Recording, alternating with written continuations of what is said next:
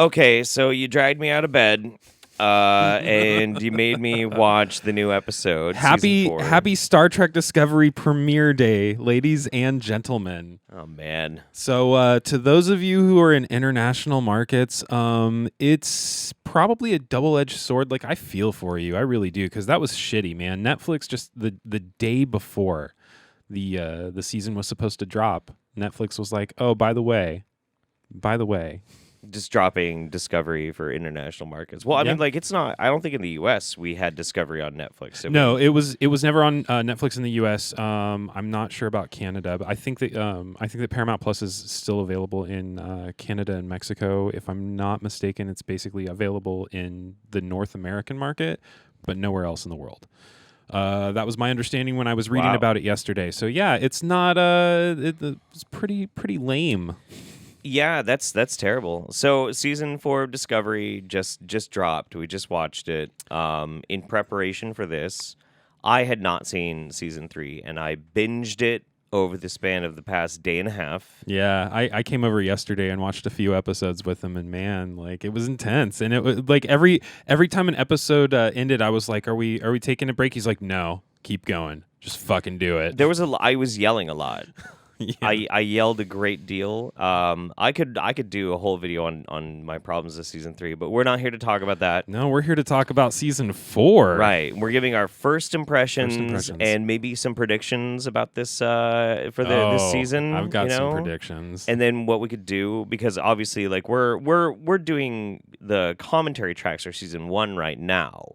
So it wouldn't make sense for us to do a video like every single time an episode airs for this. What I think we should do is we should make this video, and then we'll make a video at the end of the season and see how it compares to what we thought it was going to be. Sure. Yeah? Absolutely. Okay.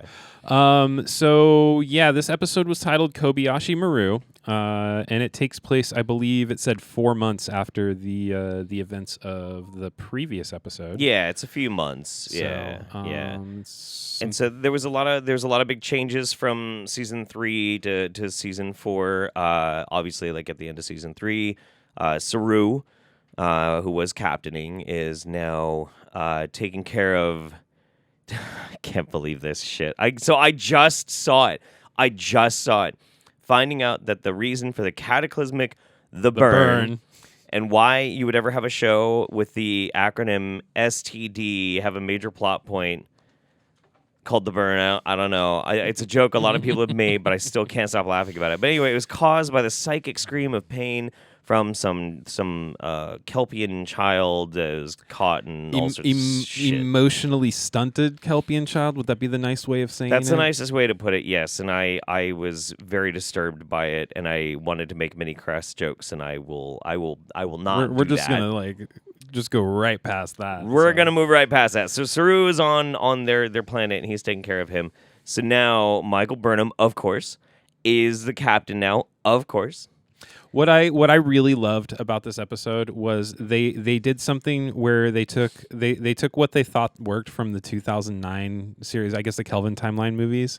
Sure, and, J.J. Abrams movies. They combined features of the intro to Star Trek Beyond and the intro to Star Trek Into Darkness, which Star Trek Beyond already copied, and they just kind of blended those together, and they were like, here, let's do it again. Let's open the episode like that, like you've never seen this before. Right. It's not really like a first contact, but it's a diplomatic mission. It goes horribly awry, and there's a chase scene, and blah blah blah. They have to jump off a cliff, and it's supposed to be tongue in cheek when Michael Burnham says, "Why is there always a cliff?" But at that point, like, I'm just slapping my forehead, going, "Yeah, why is there always a cliff?" And like, why do you have to acknowledge that there's always a cliff? That's ridiculous. Yeah. Do something better, writers. Come on. Yeah, it was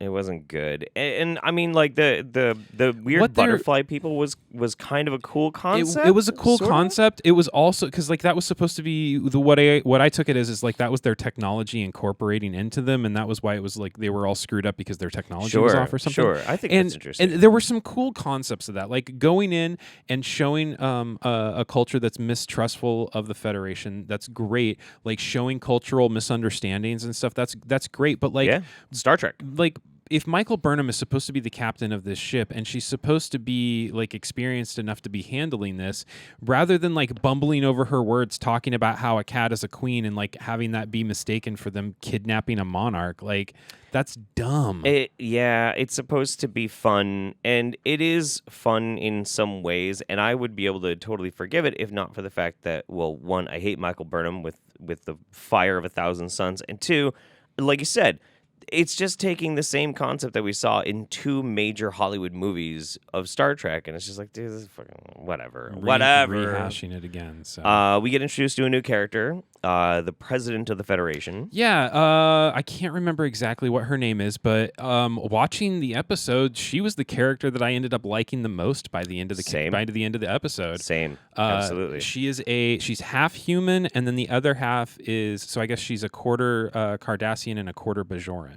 Which is interesting. So yeah, very, very interesting combination to have a mixture of there. So, but she seems to be pretty on the ball. She tells Michael Burnham towards the end of the episode, after coming aboard a mission with her, that she is not considering her for captain of this like experimental ship that's being built. Right. And she goes on to state like her reasoning, and you're like, yeah, that's exactly right. That is exactly the problem that people who don't like Michael Burnham have with Michael Burnham.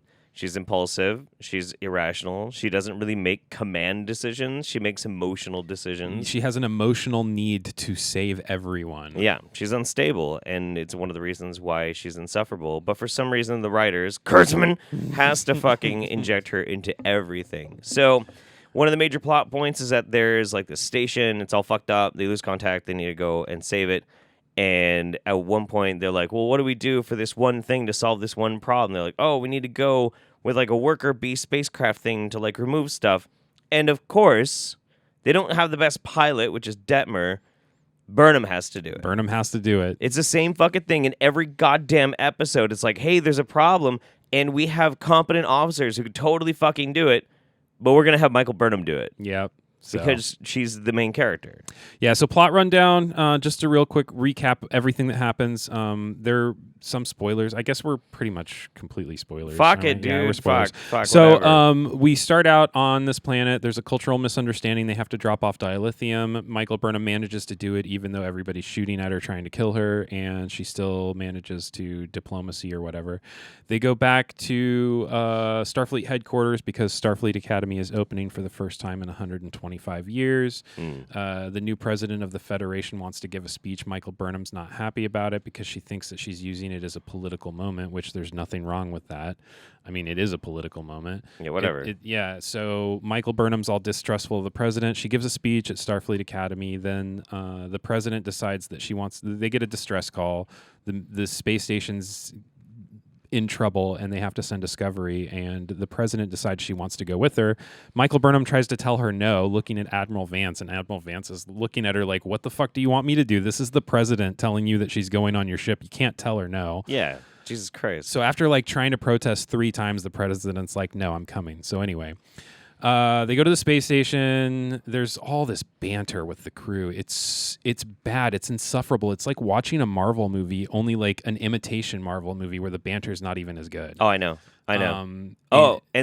So there was a trope in Discovery that I always hated, and they fucking crank it to 12. Like when everything's going fucking bananas. There was this thing I noticed, and you'll notice too after I point it out to you if you watch some of the older episodes, especially this one, when things are like getting action packed. Whoever has the camera just starts going ape shit.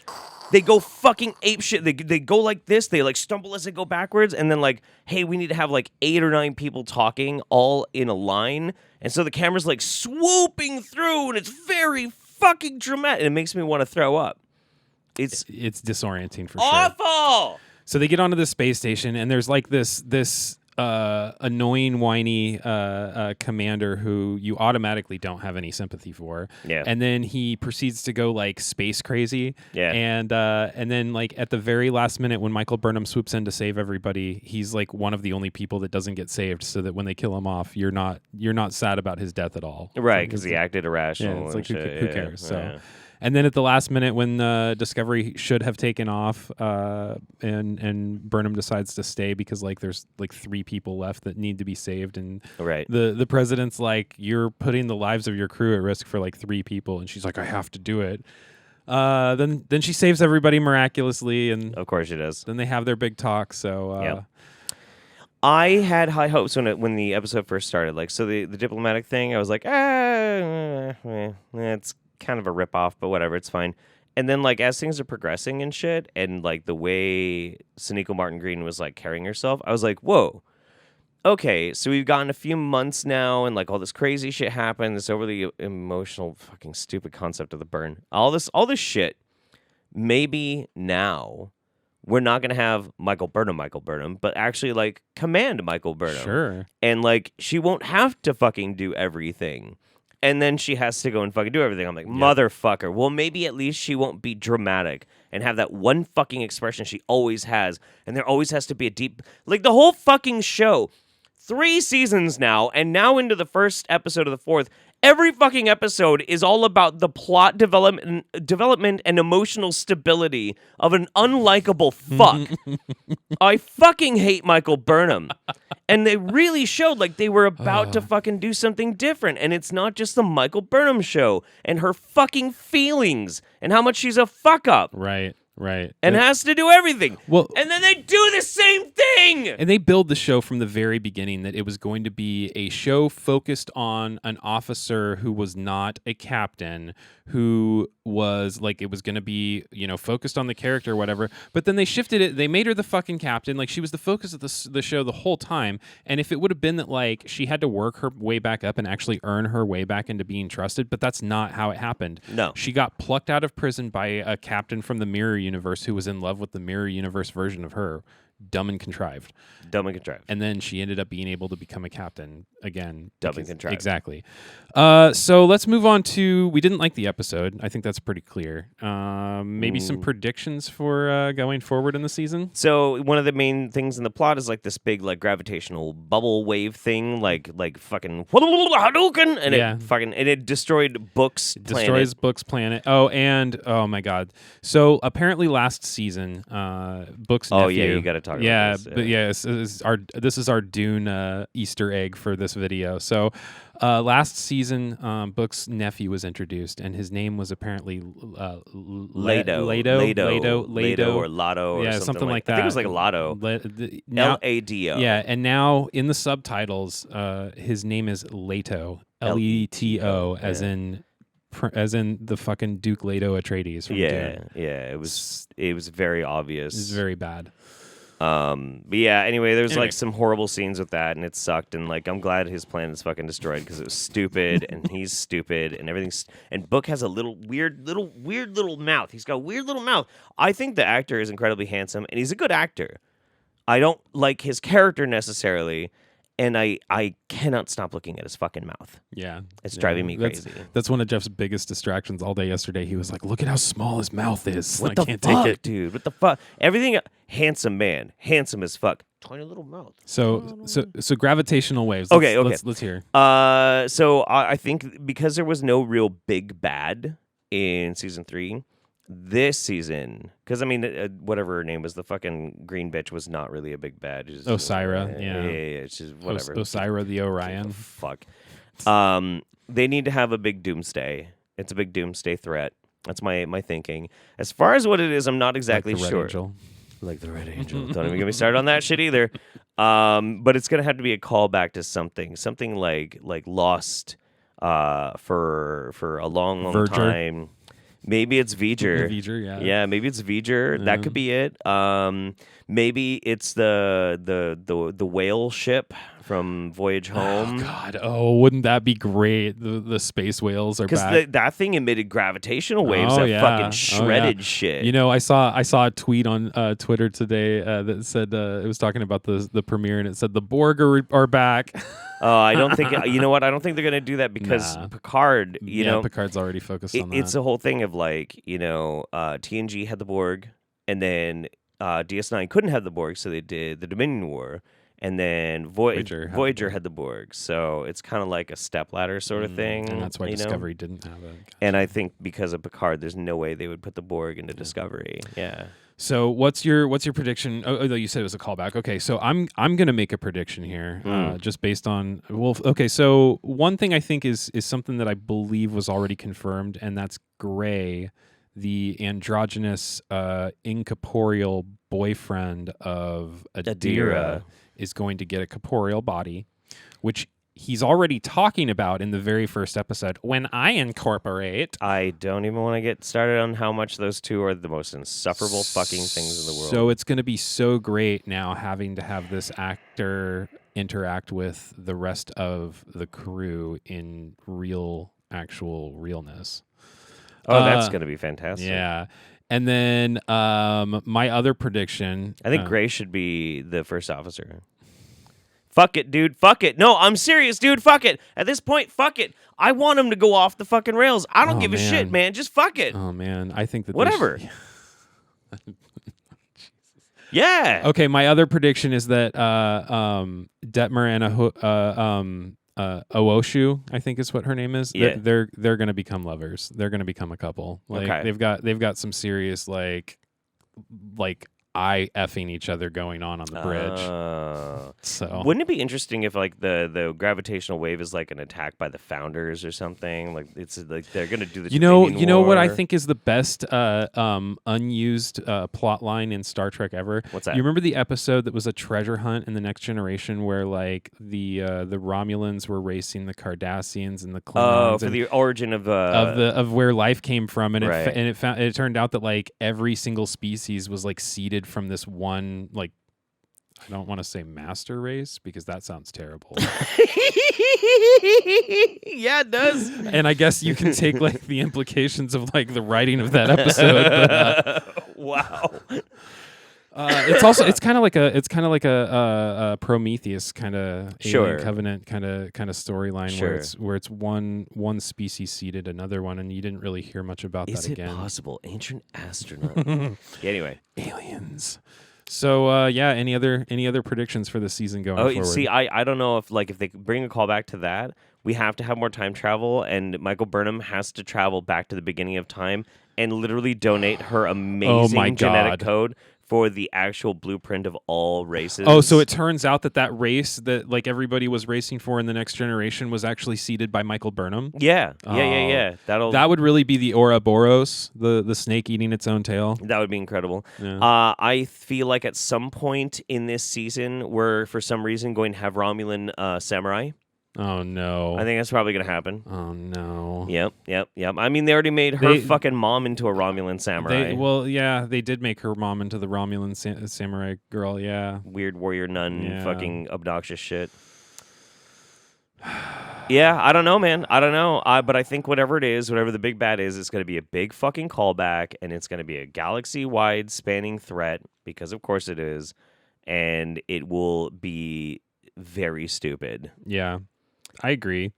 I don't really care, honestly. Like I don't care what the threat's going to be. Like, I want it to be insane. I'm gonna watch it because like I kind of have to for what we do. I don't know. I mean, I guess I don't technically have to, but I don't really have anything else to do. So. Do you remember Tin Man? What if it's an army of like Tin Man living ships? No. Yeah? No? I do remember Tin Man. Leave Tin Man alone. Leave Tin Man alone. Maybe the crystalline entity was actually a baby, and it's the mother crystalline entity entering into our universe. And causing gravimetric waves, gravitational distortion. And the only way that they can destroy it is by they all have to sing a song. So, listen, this is what we're going to do, okay? Our Dune review had a ton of views and not many likes, but not important.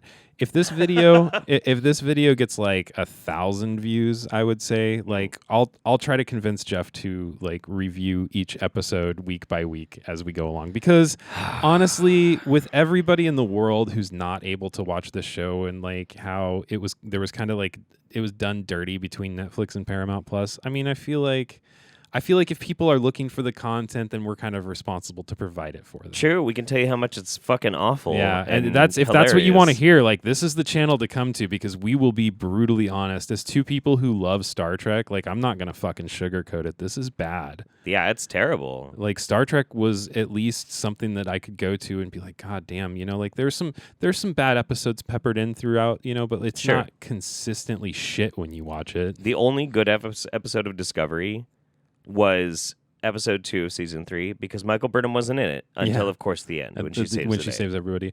There's a few good moments. Like every time that somebody like points out to Michael Burnham what a shitty person that she is, I love it. Yeah, it's great. Like when Admiral Vance was reprimanding her, when Saru was demoting her, when the president of the Federation was telling her what an idiot she was. Yeah, like those are good moments that like the character should stop and reflect on and actually like show some growth, or just die.